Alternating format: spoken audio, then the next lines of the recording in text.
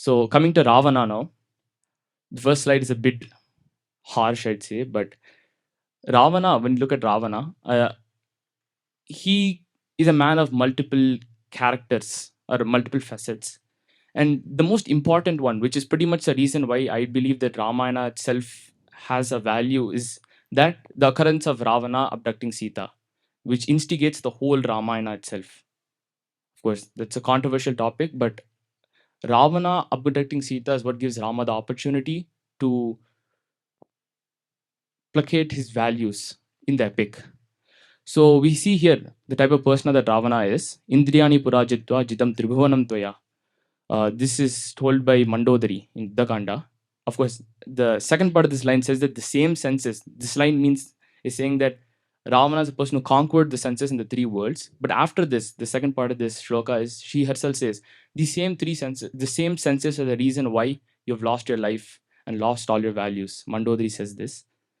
So if you look at Ravana, he is a person who's very firm in his values or his beliefs, his cultural or ethnic practices, right?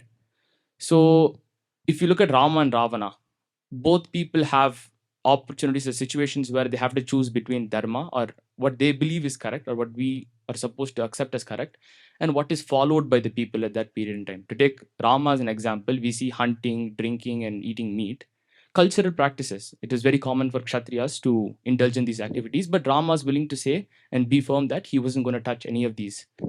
Whereas here we see Ravana who takes this as an opportunity to indulge himself in his senses and enjoy his life, right? So we see a big difference in Rama and Ravana. The biggest one being what they hold as their kolhaina solra mari, what they hold as their prime value, what they hold as their adharam. So furthermore on Ravana, he has lots of values. And we also know that values are supposed to be aiding the dharmic character of a person. But in this case, Ravana is a person with so many values, but also he indulges in very criminal activities, as we know.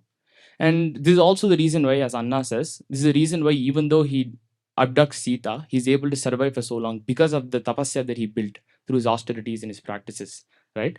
And the first time Ravana gets involved in Ramayana, in the sense that he gets involved with the storyline, he comes to Ravana. Ravana comes towards Rama and approaches the whole group, right? The first time that happens is Surpanaka in Aranyakanda, right?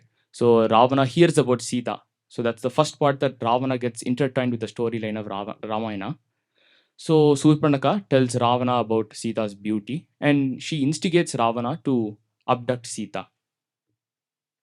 So as we know, the story goes on. Ravana abducts Sita. The way it happens is Maricha, he lures Rama to the forest. Sita sends Lakshmana because she hears Rama shouting, so she sends Lakshmana to protect Rama or save Rama. Sita gets abducted and taken back to Ashokavatika in Lanka. And we also know that Ravana, as a person, is incapable of defeating Ravana in head-on combat.